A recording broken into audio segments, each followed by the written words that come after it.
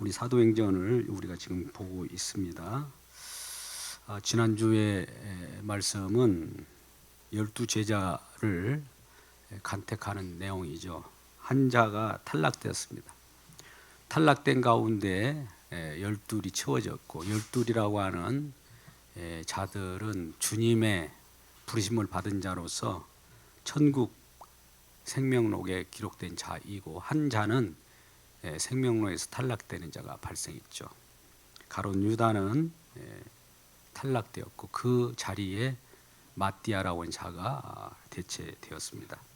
그래서 12를 이루어야 됩니다. 구약에 12지파가 있었다면 신약에 12사도가 있습니다. 요한계시록에서는 12기초석 표현도 하고요. 그렇게 표현하는 데 있어서 24장로라고 합니다. 12. 구약과 신약을 짝을 이루어서 24장로들이 주님의 보좌 앞에서 하나님께를 영화롭게 하고, 하나님이 정말 그 안에서 은혜로 받고 살아가는 모습, 하나님을 찬송하는 그런 모습을 계시록에 나타나고 있는데요. 계시록 14장 1절의 말씀은 그의 이마에 어린 양의 이름이 쓰여 있습니다. 어린 양의 이름이 쓰여 있다는 것은 인맞은 자들이에요. 이건 내 것, 이것이 이제 어린 양의 주의 이름이 있는 자들이란 말이죠. 우리 마음 가운데는, 우리 속에는 천국이 이미 임하였기 때문에 주의 이름이 있습니다. 할렐루야.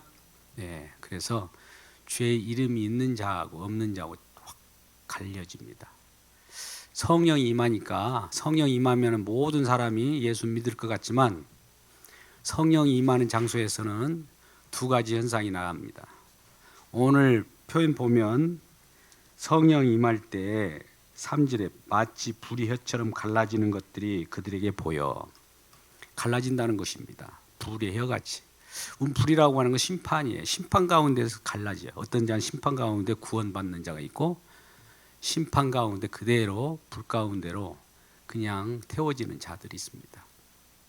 이거는 지금 이 오순절 날이 이미 이름에 이제 이르렀다는 거죠. 오순절이라고 하는 것은 알다시피 예수님 십자가에서 나온 다음에 이 지상에 40일 동안 계시다가 승천하신 후 10일 후에 오순절에 임한 거죠. 오순절 날에 임할 때 이미 때가 이르는 거예요. 오순이라고 하는 때가 딱 찰 때에 이제 갑자기 무슨 일이 벌어지냐. 한 곳에 모여 있었는데 호련히 하늘로부터 급하고 강한 바람 같은 소리가 있었다. 급하다는 거죠. 급하다는 바람은 어떻게 보면 신속합니다. 누구도 느껴보지 못하도록 갑자기 가만히 먼 산을 바라보듯이 멍하고 있는 자들에게 호련히 임한 거예요. 우리가 예수를 믿을 때, 이 예수 믿을 조짐이 있을 때 예수가 믿어지는 것이 아니라 호련히 우리는 믿게 됩니다. 어느 순간에 전혀 딴 생각하고 있는데 성령이 갑자기 임하면 갑자기 우리 주님의 십자가가 생각나고, 주님께서 하신 일들이, 주님의 공로가, 주님이 덮여 쓰임이 일어나게 되면 내 자신은 아무것도 아니라는 것이 무력함을 느끼게 되고 눈물이 나기도 하고, 어떤 표현이 다 있어요. 반응이 일어난다는 거죠. 호련히 이 하늘로부터 급하고 강한 바람 소리가 있고, 그들이 앉은 온 집에 가득했다. 지금 어디에 있습니까? 이들이 마가의 다락방에 앉아 있었어요. 마가의 다락방에 뭐 하고 있었습니까? 이렇게 물어본다면 모든 사람이 기도하고 있었다 이렇게 표현할 수 있지만, 제가 묻겠습니다. 이들이 기도해야만 성령이 옵니까? 기도하지 않아도 성령이 옵니까? 우리는 이 부분을 하나님 말씀이 중요하냐, 인간의 기도가 중요하느냐, 이걸 가지고 우리는 좀 비교를 해봐야 됩니다. 하나님의 언약의 말씀은 약속이 성취되는 것이 우선이에요. 그것이 믿음으로 받아들여질 때, 그렇군요 할 때 기도가 나오는 거예요. 기도하니까 인간의 애씀으로 인해서 하나님 성령 주세요, 하나님 오순절 날입니다, 우리에게 부어주셔요, 이렇게 하는 것이 아니라 하나님이 일방적으로 주시는 거예요. 그들에게 찾아와서 부어주시니까 그들이 이제 어떤 일이 벌어집니까? 그 온 집에 성령이 가득하고 바람 같은 소리가 있어서 보니 3절 말씀 보세요. 마치 불이 혀같이 갈라지는 것들이 그들에게 보였다는 말은 아까 같이 불이라고 하면 우리는 좋은 것으로 여기지만 사실은 심판입니다. 성령은 소멸하는 불도 돼요. 세례, 성령 세례도 되지만 구원하는 불도 되지만 구원하는 불이라고 보다 성령이라고 해도 되고 불이라고 하는 것은 심판을 의미합니다. 연기나는 불, 이제 세례 요한을 통해서 얘기했던 내용이에요. 그리고 요엘서 2장 28절에서 32절까지 말씀 보면 그 예언이 이제 성취됐다는 거예요. 요엘서가 성취되는 내용이 나옵니다. 젊은이들은 이상을 볼 것이며 늙은이들은 환상을 보고 젊은 자녀들은 꿈을 꾸리라. 이런 내용들이에요. 그건 뭐냐면은 하나님께서 새로운 세계를 보여주는 거예요. 이게 우리가 좋은 거 이렇게 표현할 수도 있겠지만 그런 인간들이 생각하는 그런 세계가 아니라 하나님이 펼쳐준 새하늘과 새 땅이 이제 다가온다는 걸 표현하는 겁니다. 그러니까 성령이 세계, 성령 우리 임하면 하나님 모든 걸 갖춰놓고 하나님 다 이루시고 나서 그 세계 속으로 우리를 끌어가는 그런 놀라운 일이 벌어지는 거예요. 그럴 때 끌어갈 때 어떤 자는 탈락되는 자, 불의 심판을 받고 그것으로 끝까지 가는 자가 있다면 그 불 속에서 건져내서 성령의 능력으로 구원받는 자가 생긴다는 것이 이 3절의 말씀입니다. 그들이 각 사람들에게 각각 임하였다고 그러잖아요. 모든 사람, 우리는 인생에 어떤 사람을 뭐 집단적으로 이렇게 하는 것이 아니라 각 사람들에게 임하였어요. 그들이 4절 다 성령의 충만을 받고 성령이 말하게 하심을 따라 뭘 말했다고 그래요? 다른 언어들로 말하기를 시작하니라. 이전에 개역 한글에서는 방언으로 말하기 시작하느냐 했어요. 근데 이 방언 문제가 굉장히 여러 이 말씀에 애곡이 있었어요. 그래서 아예 여기서는 다른 언어라고 번역을 해놨습니다. 그 뒤에는 방언이라고 해놨어요. 저 보세요. 다른 이제 이 방언으로 듣게 되었으면 8절 말씀 같은 경우는 그렇게 얘기잖아요. 이 방언이라는 것은 애국어예요. 근데 여기에서 성령이 말하게 하심을 따라 애국어를 말한 거예요. 이 방언 은사라고 해요. 이걸. 그러니까 애국으로 말했는데 이 갈릴리 사람들이 말한 거예요. 특히 예수님의 제자들 있잖아요. 어부들, 갈릴리 사람들. 그 지역에 촌뜨기들이 배운 것도 없는데 지금 다른 나라 말로 이 얘기를 한단 말이죠. 성령이 강하게 임하니까 배운 것도 없는데 갑바도기아에서 온 사람들에게는 갑바디아 말로 들리게 해요. 어떤 한 사람이 어떻게 오늘 본문의 말씀 보면 한 15곳에서 오는 사람들이에요. 보니까 우리가 각 사람이 난 곳 방언으로 듣게 되는 것이 어찌 됨이냐 하면서 9절 말씀 보면 우리는 바데인과 메데인과 엘림인과 메소포타미와 유대와 갑바도기아 본도 아시아 부르기아 밤빌리아 에구미 쿠레네 뭐 리비아 뭐 이런 내용이에요. 그레데인 또 아라비아인들 이렇게 하면 한 15곳 지역에서 유대인들이 그동안 이제 디아스포라라고 그래요. 어떤 많은 어려움을 겪어서 이리저리 피신하고 살아가는 그러한 유대인들이 많이 있었습니다. 그러니까 유대인들이 흩어져 나그네로 살아가는데 그들의 말로 들리는 거예요. 근데 그들이 왜 그런 말을 들을까요? 지금 예루살렘에 왜 와 있어요? 유대인들은 절기를 3번 지켜야 되거든요. 3번. 7번까지 지켜야 되는데 최소 3번 지켜야 돼요. 유월절 지켜야죠. 백주절 지켜야죠. 초막절 지켜야죠. 그러니까 이 유월절날 절기를 지키려고 예루살렘에 왔단 말이죠. 한번 그러면 저 갑바도기아라든지 여기 아라비아 같은 데서 온다고 보세요. 단숨에 옵니까? 몇 달 거쳐서 왔겠죠. 그럼 몇 달을 거쳐서 왔으면 6월절 지내고 가야 되는데 가려고 이제 차비를 하다 보니까 6월절 날에 무슨 일이 있었습니까? 예수님께서 십자가에 못 박혀요. 그죠? 그러고 보니까 좀 있으니까 무슨 죽은 예수가 살아났다고 하니까 궁금하기도 하고 빨리 고향으로 가야 되는데 아직 남아있단 말이죠. 그런데 많은 또 형제들이 50여 형제들이 또 예수님이 살아나셔 승천하는 거 이걸 보고 있더란 말이죠.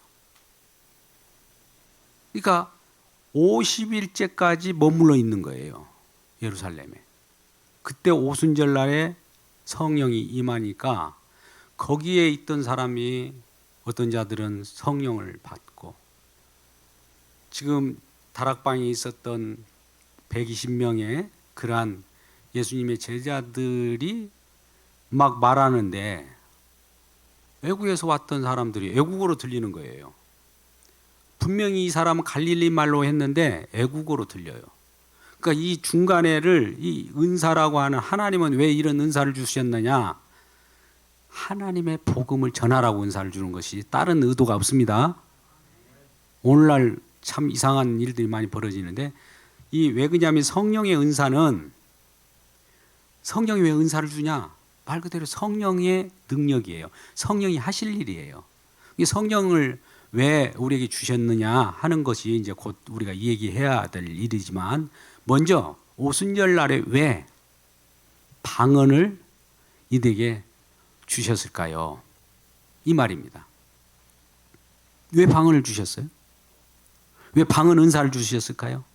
이렇게 말하는데 통역병처럼 그냥 들려.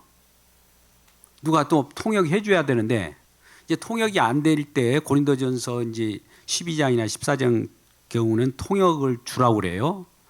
많은 사람이 이제 그걸 통변 이런 표현을 하는데 나중에 제가 고린도전서를 강의할 날이 있으면 그걸 풀어드리겠습니다만 우선 일단 방언의 은사는 맞아요. 은사인데 왜 이러한 방언의 은사, 애국어를 할 수 있도록 그런 은사를 이들에게 주었을까요? 네?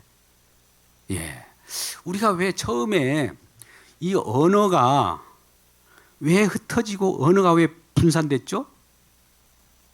바벨이죠, 바벨. 바벨탑. 많은 사람들이 우리 이름을 위하여 이 성을 지차 그러잖아요. 우리를 위하여, 누구를 위하여? 인간들을 위하여. 인간들을 위하여 그러한 성을 대를 쌓을 때 하나님께서 대 위에서 보고 웃으셨어요. 그리고 흩으실 때에 흩으시는 방법이 언어를 혼잡하게 했다. 바벨이란 말이 언어를 혼잡하게 했다는 거예요. 언어를 혼잡하게 하니까 서로 못 알아들어. 서로 하나가 안 돼. 인간들이 자기의 이름을 드높이기 위하여 하나가 됐어요. 그런데 우리 주님은 오늘 말씀에서 자기 이름을 위하여 하나 되는 것을 바벨탑 사건을 통해서 흩어버리고 이제 주의 이름을 위하여 하나 되는 일을 벌이는 겁니다. 할렐루야. 그러면 구약에 인간을 위하여 하나 되는 것이 신약에서 주를 위하여 하나 되는 것이 서로 대조 된다고 그러죠. 대조 아십니까? 정반대적인 것인데 서로 우리가 반면교사라고 들어보시면 쉽게 돼요. 첫 아담이 실패에 대해서 두 번째 아담이 성공했잖아요. 이것은 대조적인 거예요. 그러면 첫 번째 아담의 실패는 예수님의 성공을 보고 그 말씀을 이해해야 되는 거고 마찬가지로 바벨이라고 하는 것이 왜 있었던가 그동안은 몰랐는데 이 오순절 날에 하나 되는 언어가 하나 되어서 이전에 흩어졌던 마음이 하나 되고 성령이 하나 되게 하는 거예요. 성령이 예수 믿는 사람들이 한 몸으로 엮어지는 거예요. 성령 안에서 우리가 하나 됨을 우리가 갖기를 주의 이름으로 축복합니다. 예수님께서 너희가 내 안에 내가 너희 안에 내가 아버지 안에 우리가 하나다. 갈라디아서 3장 28절 유명한 말씀이 있잖아요. 누구 종족이든 큰 자든 작은 자든 종이든 상정이든 누구든지 그리스도 안에서는 하나다. 평균을 말하는 거예요. 평등을 말하는 거예요. 똑같은 걸 말하는 거 아닙니다. 다양한데도 하나 은혜 받은 이 그런 집단들이라는 거예요. 하나님의 공로로 우리 주님의 공로로 태어난 자들이라는 거예요. 그렇게 하나가 되는 거예요. 하나님 그렇게 하나를 만들었어요. 예수님 십자가를 통해서 모든 걸 이룬 다음에 하나 됐다는 것을 알려주는 거예요. 예수님이 십자가에서 왜 하나 됐느냐? 십자가 지실 때 휘장이 위로부터 아래로 찢어졌죠. 그동안에 갈렸던 모든 그 지성소와 성전 간의 성소 안에 그러한 구분되었던 거룩한 곳하고 세속적인 것, 이방인의 뜰하고 이렇게 갈려졌는데 이제는 만민이 누구라도 요엘서 2장 28절 32절 말씀까지 하나님께서 부어주신 성령에 의해서 하나가 된다는 거예요. 지금은 그런 시대라는 거예요. 구약 때는 장소적으로 이건 거룩한 곳, 요거는 세속적인 곳, 이 비거룩하고 부정한 곳, 이건 거룩한 걸 구분했는데 지금은 그럴 때가 아니에요. 성령 받으면 성령 안에 있는 자는 거룩한 거예요. 할렐루야. 성령 밖에는 다 비거룩이에요. 부정이에요. 그래서 성령 받기를 주의 이름으로 축복합니다. 성령 받지 않는 자들은 믿지 않는 자들이 예수 모르는 자들이에요. 그러니까 다 비거룩이고 다 부정이고 부정한 거예요. 심판받습니다. 우리 성령 안에서 거룩한 백성이 됐기 때문에 성령 안이라고 하는 것은 거룩한 공간이에요. 그래서 그러한 공간에 있을 때 이제 표현되는 것이 바로 방언의 은사도 성령 안이니까 성령 안에서는 은사를 줘요. 그러면 성령 안에서 은사를 줄 때는 그 속에서 일어난 일은 뭐냐? 성령을 왜 주십니까? 이제 아까 처음에 질문했죠. 첫 번째는 왜 방을 주셨습니까? 표현했잖아요. 왜 방을 주셨다고요? 하나 되는 거. 왜 그러면 성령을 주셨을까요? 이 내용입니다. 왜 성령을 주셨을까요? 오늘 본문의 말씀 보면 왜 성령을 주셨는가? 이 부분을 우리가 생각해 봐야 됩니다. 오늘 이 말씀은 예수님께서 이미 예언했습니다. 요한복음 같은 경우 보면 우리가 요한복음 한번 보세요. 14장에 예수님이 제자들들어 예수님이 이제 무엇인가 하려고 해요. 이 일을 해야만 된다는 것이죠. 그 일을 하기 위하여 오셨으니까. 내가 떠나가야 된다는 표현을 해요. 떠나간다는 건 내가 죽으러 간다는 거거든요. 그러니까 예수님의 제자들이 막 두려워 떨고 근심하고 있는 거예요. 요한복음 14장은 중요해요. 다락방 강화예요. 14장부터. 그러니까 마음에 근심하지 말라. 하나님 믿으면 나를 믿으라. 아버지를 믿으면 나를 믿으라. 이렇게 하면서 내가 떠나가는 것이 너에게 유익이라는 거예요. 왜 그러냐면 그 갈릴리나 예루살렘이나 이 고대 근동에 있는 그 지역 가나안 지역에 이 예수님이 왔다 갔다 하고 그 한시적인 것은 그것에 국한될 수밖에 없어요. 그러니까 예수를 믿어도 예수님을 말씀을 듣는다든지 그 속에서 어떤 가르침을 받는다든지 이런 예수님이 직접 만난 제자들밖에 구원받을 사람이 없잖아요. 그런데 예수님이 가서 또 다른 보혜사, 헬퍼, 이건 돕는 자 이 뜻이에요. 그분을 보내겠다는 거예요. 이 성령이에요. 근데 또 다른 보혜사라는 표현은 예수님도 보혜사예요. 그러니까 또 다른 보혜사라는 표현을 해요. 예수님이 보혜사로서 역할을 했는데 돕는 역할을 했는데 또 다른 돕는 분이 온다 이 말이에요. 그러면 예수님이 하신 일을 지속하겠다는 거죠. 할렐루야. 성령을 우리에게 주는 것은 그때 이 오순절날 성령을 부어주신 것은 예수님이 하신 일을 지속하겠다는 얘기예요. 예수님이 하신 일을 끊어버리는 것이 아니에요. 우리는 세대주의자들이 이제 오늘날 그런 일이 벌어져요. 세대주의자 극단주의자들이 뭐냐면은 백투더 예루살렘 그런 자들이에요. 시대를 나눠요. 구약은 성부 시대, 신약은 은혜 시대, 지금은 성령 시대 막 이렇게 나눈단 말이죠. 이거 옳지 않습니다. 왜 옳지 않느냐? 여기서 나타나는 거예요. 하나님께서는 삼위 하나님 간의 어떤 약정을 예수 그리스도를 통해서 일을 하기를 원했어요. 그냥 아버지께서 이 일을 하는 것이 예수님이 일을 하는 걸로 표현되고 성령도 예수님이 하신 일을 계속 지속해야 되는 거거든요. 성령이 일하시면 무슨 얘기냐? 성령이 나도 좀 존경해 줘라고 하는 것이 아니라 성령이 임한 자들은 성령 자체의 능력, 성령의 역사는 성령이 하는 일은 뭐냐? 예수님을 증언하는 일이에요. 할렐루야. 예수님은 자기 자신을 드러냈지만 성령을 보내서 보혜사를 보내 또 다른 보혜사를 보내서 예수를 증언하게 한단 말이죠. 그러니까 항상 그리스도 중심이에요. 구약에서는 성부 중심이었으니까 이제는 예수 그리스도가 수고하셨으니까 십자가 지셨으니까 은혜 시대. 예수님이 승천하시고 갔으니까 지금 성령 시대. 골고루 성부, 성자, 성령 골고루 은혜 영광 받으십시오. 이런 내용이 아니란 말이에요. 이게 세대주의자들이라고요. 근데 왜 이게 안 되느냐? 이제 성령이 말하게 하니까 알게 되는 거예요. 성령 받고 예수님이 십자가에서 지신 그것을 통해서 모든 걸 이루었다는 것으로 세상을 보게 되니까 성령이 임한 자들은 성령의 능력이 뭐냐? 예수로만 보게 해요. 세상을 모든 거예요. 아버지로 보지 않대요. 성령이 성령으로 보는 것이 아니에요. 예수로 보게 해요. 그래서 성령으로 성경을 기록하던 자는 이 하나님 말씀을 예수님의 말씀으로 봐요. 아버지의 말씀으로 보는 거 아니에요. 성령으로 보는 거 아니에요. 성령의 감동을 받아서 기록된 내용은 뭐냐? 예수에 대한 내용이에요. 예수 그리스도에 대한 내용. 근데 이것을 구분해 갖고 어떤 때는 구약의 여호와를 강조하자. 이게 여호와 증인입니다. 예수님 성자 그리스도가 아닌 예수도 그리스도가 있어요. 예수가 그리스도 되시면 우리는 예수님이 십자가 지신 것을 우리가 믿는 거지 예수님 자체를 막 존경하는 거 아니잖아요. 예수님은 이름이니까 기능이에요.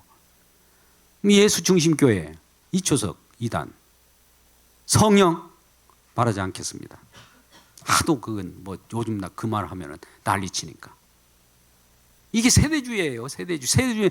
딱 시대를 구분해 가지고 인간이 어떤 시대 하나님의 시간은 우리가 끊어 말할 수 없어요. 성령은 시간을 초월하신 분이에요. 과거나 현재나 미래. 하나님이 어디에 나는 과거에 매여 있고 현재에 매여 있고 미래에 매여 있습니까? 하나님은 과거도 계셨고 현재도 계셨고 미래도 계셔요. 이제와 영원토록 우리 주님 함께 계셔요. 그 자체가 시간을 초월하시 계신 분이기 때문에 우리가 그걸 토막내 가지고 섬기고 그런 것이 아니에요. 성령을 받는 자들은 성령이 그래서 우리는 지금 여기에 있지만 장소의 구배 받음이 없이 지금 워싱턴에서도 예배드리면 거기도 성령이 계실까요? 안 될까요? 계셔요. 여기하고 동일. 어떻게 그런 일이 벌어지냐? 우리 주님은 장소의 제약을 받지 않는 그런 분이셔요. 성령을 통해서. 보좌에 계시잖아요. 우리 아버지 하나님 곁에. 보좌에 계시면서 성령을 우리에게 보내주셨기 때문에 그곳에 계심과 동시에 예수님 우리와 함께 계셔요. 이 놀라운 일이 어떻게 벌어질까요? 성령으로만 가능해요. 예수님이 성령을 보내서 그러한 공간이라고 할까요? 그런 영역을 만든 거예요. 그래서 아까 요한복음 14장 갈 때 예수님이 이란 곧 죽으러 간다고 하니까 왜 죽으러 갑니까? 내가 너에게 거처를 만들러 가는 거야. 처소를 만들러 가는 거야. 우리가 같이 살 공간을 만들려고 가는 거야. 쉽게 말하면. 그게 성령이에요. 성령. 그 죽어야 성령이 오거든요. 죽으면 이제 성령이 대체 어떻게 보면 또 다른 보혜사로서 예수님이 하신 일을 계속 이어갈 거 아닙니까? 그 얘기예요. 그래서 14장 16절 말씀 가운데 내가 하나님 약속하실 때까지 너희들 기다려라. 뭐 또 16장 14절에는 이제 그가 와서 나의 영광을 드러내리라. 누가? 내가 보낸 성령이 예수님의 영광을 드러낸대요. 이 말씀 굉장히 중요합니다. 제가 아까 14장은 다락방 강화의 시작이라고 했어요. 14장 16절은 약속하신 성령을 보내줄 거라는 약속이에요. 근데 그러면 그분이 와서 뭐 하느냐? 16장 14절은 예수님의 영광을 드러내기 위하여 온다는 거예요. 할렐루야. 14장 16절과 16장 14절 잘 꿰매 보세요. 중요합니다. 먼저 14장이 있고 16장이 있으니까 14장은 이렇게 보혜사를 보낼 건데 그 보혜사가 와서 왜 오느냐? 성령이 왜 와야 되느냐? 예수님의 영광을 드러낸다는 거예요. 그렇다면 아까 묻는 질문 한번 다시 돌아가자고요. 왜 성령이 와야만 될까요? 예, 답이에요. 예수님의 영광을 드러내게요. 성령 받은 사람은 예수님의 영광만, 예수님만 드러낸 자가 성령 받은 자예요. 그 외에는 달리 이상하게 예수님을 증거하지 않고 다른 걸 한다. 그러면 그거 받아들이지 마세요. 왜 그러냐면 성경이 그렇게 증언하고 있으니까. 그래서 우리는 그러면 예수님이 성령을 보내셔서 이제 사역을 계속하게 할 텐데 이 성령이 오면은 우리는 이 예수님의 사역을 성령께서 계속 또 다른 보혜사로 사역을 계속할 텐데 이 사역이 뭐냐? 세상을 심판하고 또한 자기 백성을 구원하는 일이에요. 두 가지를 동시에 한다는 거죠.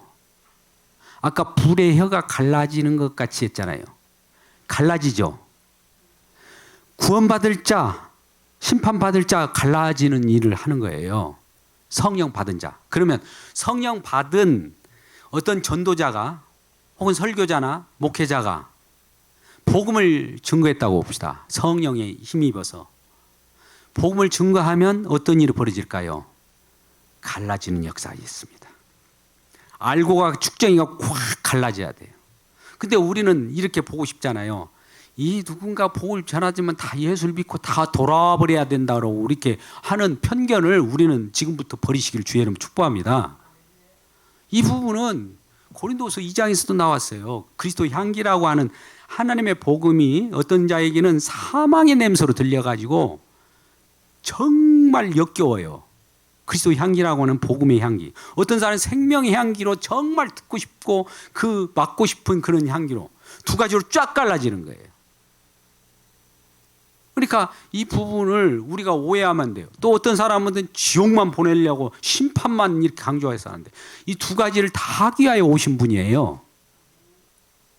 그래서 마지막 시대에는 쭉정이 또 우리가 그물에서 고기를 낚아 그물을 고르는 것 같잖아요. 다 건져냈는데 이게 아니다 하면 버려버리잖아요.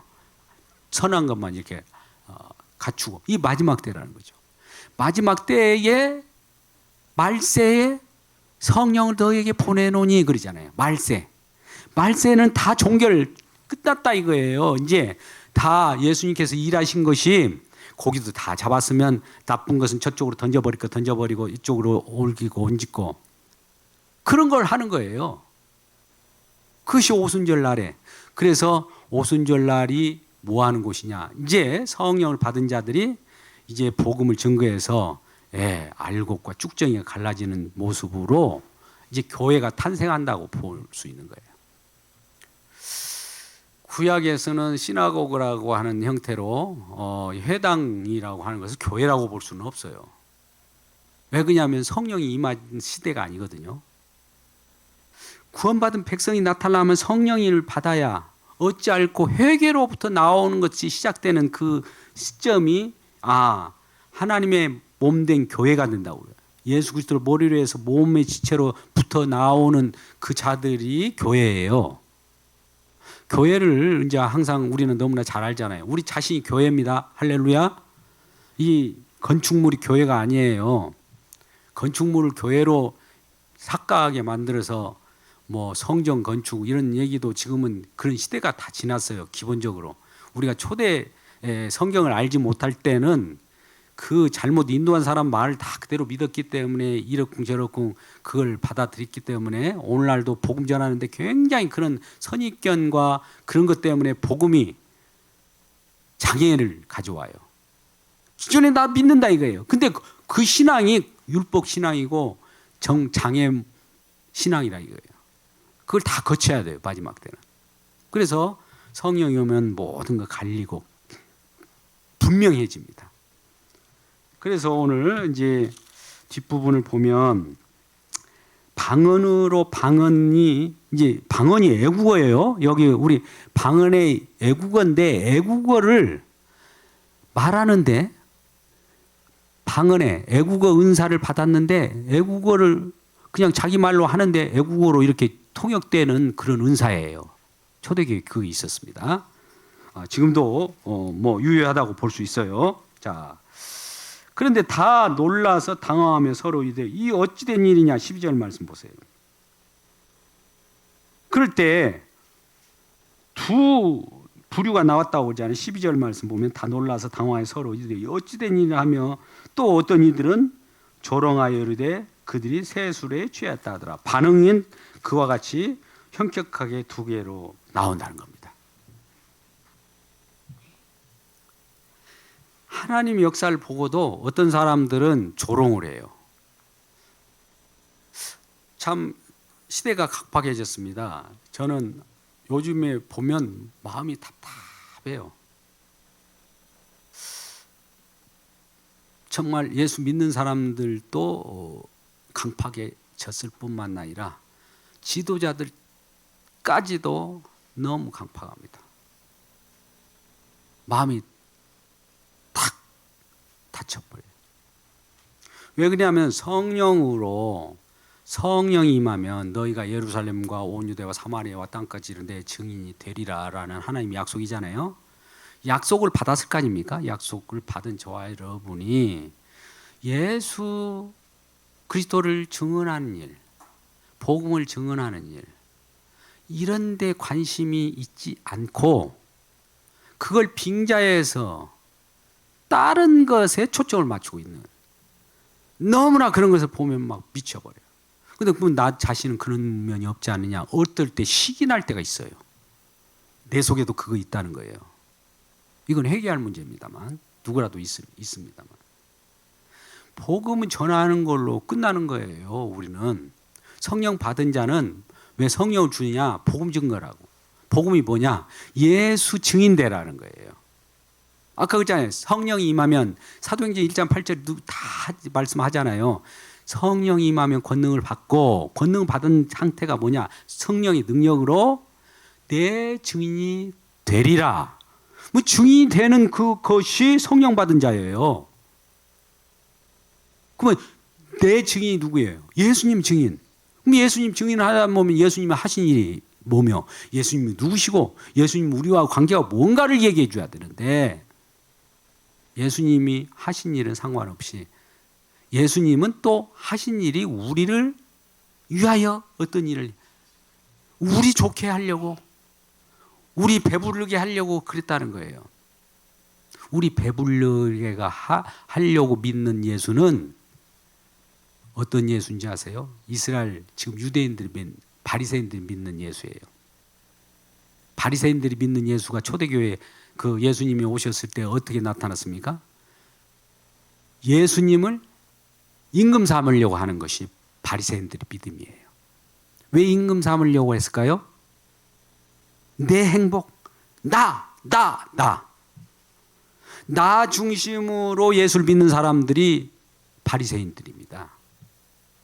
그러니까 내가 어떻게 하느냐에 따라서 하나님 복 주고 안 주고 해요. 그러니까 복 받으면 내가 중심이 된 거예요. 내가 복 받는 거 네가 너에게 달려있다. 이렇게 얘기하는 거예요. 그러니까 그들은 행위적으로 얼마나 깨끗하게 살려고 노리겠습니까? 근데 그것이 아니라는 거죠. 이제는 시대가 바뀌어서 주가 주인이 되는 거예요. 이제 내가 통치하겠다는 거예요. 모든 거 걱정하지 말라는 거예요.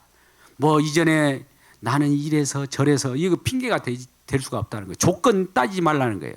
아까 같이 성령 안, 예수 믿는 그리스도 안에 있는 자, 성령 받은 자들은 그러잖아요. 종이라도 상전과 동일해요. 빌레몬서 이게 오대인 시모 관계를 아시잖아요. 종과 관계인데 어떻게 나중에는 그리스도 안에서 서로를 존경합니다. 이놈 이제는 내 종인데 이놈 새끼가 예수 먼저 믿었다고 이러지 않아요. 그래서 동일해요. 더 평등하다.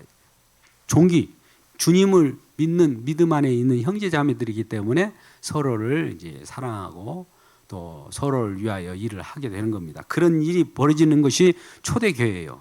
서로 기도하며 서로를 위하여 구제하고 또 네 것 내 것이 없어요. 형제가 힘들면은 내가 저절로 비워주는 거예요. 비우면 그가 높아지잖아요. 또 거기서 또 높아지면 또 비워. 점점점 높아지는 거예요. 골은 평균이 올라가는 거예요. 다 낮아지는 것이 아니라 올라가는 것이 초대교회의 얘기입니다. 그러니까 하나님께서 서로 하나 되게 해서 주님의 은혜를 받고 모두가 올라설 수 있도록 이런 시대가 온 거죠. 이런 때가 이제 오순절례 이후로 교회가 우리에게 이루어진 때인 것입니다. 그러니까 성령을 능력을 받은 사람은 예수 증인이다 하는 걸 꼭 잊지 마세요. 예수 증인. 그리스도 증인이에요. 우리가 그리스도인이라고 하잖아요. 그죠? 그리스도 영을 받아야 로마서의 8장에서도 그리스도인이라는 표현을 듣는 거예요. 그리스도인이라는 것은 우리 안디옥 교회에서부터 처음에 이제 불려진 내용이야. 예수쟁이라는 표현이란 말이죠. 예수쟁이. 조롱하듯이 다른 사람들이 그렇게 불렀어요. 근데 예수쟁이라는 것은 사실 그리스도인이라는 거예요. 예수만 말하니까 예수쟁이인 거예요. 예수쟁이 얘기하면서 다른 것을 집중할 수도 있는 상황도 아니고. 그런데 우리가 과연 예수를 말하느냐 이거예요. 이런 표현을 합니다. 근간에 있었던 일입니다. 하나님의 이런 거 참고하시면 좋을 것 같아요. 어떤 분이 저한테 와서 이 얘기를 하면서 예수가 보이냐는 거예요. 모든 일은 예를 들어 주제가 이거예요. 안경을 이렇게 보면서 목사님 여기에서도 예수가 보여요. 이런 표현을 한 거예요. 우리는 자연을 보고도 예수가 보여야 돼요. 예수에 미치니까 예수로만 보이는 거예요. 이분은 이 정도 돼야 될 거 아니겠어요. 근데 어느 곳에는 우리가 성경에서 이제 제가 설교학적으로 표현합니다. 처음에 그리스도를 찾는 연습을 합니다. 그리스도가 어디에 나타났냐, 그리스도를 찾는 비결, 대조의 아까 대조 있었잖아요. 먼저 이게 첫 아담과 둘째 아담 대조의 길, 이걸 엔티타이프라고 그래요. 서로 대조적이지만 서로를 증거하는, 예수를 증거하는 방법이에요. 또 어떤 모형론의 길, 어떤 거는 또 이제 여러 유추의 길, 등등 해갖고 7가지 길이 있는데 그래서 그리스도를 찾는다는 거죠. 근데 그리스도를 우리가 찾아도 안 찾아지는데, 찾아도 인위적으로 찾아지는 거예요. 근데 문제는 성령을 받으면 그리스도가 나타납니다. 성령을 강하게 우리가 보고 성경을 보든지 뭘 보든지 그리스도가 나타나요. 그리스도로만 보여요. 왜 그럴까요? 그리스도를 증언하라고, 그리스도 증인이 되라고 그리스도가만 보이는 거예요. 세상도. 이 세상이 우리는 자연이면 자연이구나 이렇게만 끝나는 것이 아니라 지금도 그리스도께서 일하심 때문에 이 자연이 돌아간다는 사실이에요. 근데 그것이 그리스도로만 보이냐? 근데 나중에 알고 보니까 이 자연을 돌게 하는 것이 그리스도의 십자가의 피로 돌고 있다는 것을 알게 되는 거예요. 그래서 로마서 1장 20절 이하에 보니까 그렇도다. 많은 사람들이 일반 계시라고 하는 것이 특별 계시로 보이는 거예요. 그래서 그런 연습을 한다는 거예요. 그래서 당신 어디서 배웁니까? 그랬더니 어디 설교를 배우는 거기에 막 200명, 300명 모이는 1년에 2천만 원씩 들여가지고 하는 무리들이 있습니다. 근데 그들도 그걸 해서 그건 좀 배울 만해요. 그렇게 하는 건. 근데 억지로 이렇게 막 보려고 하고 한다고 되는 것이 아니에요.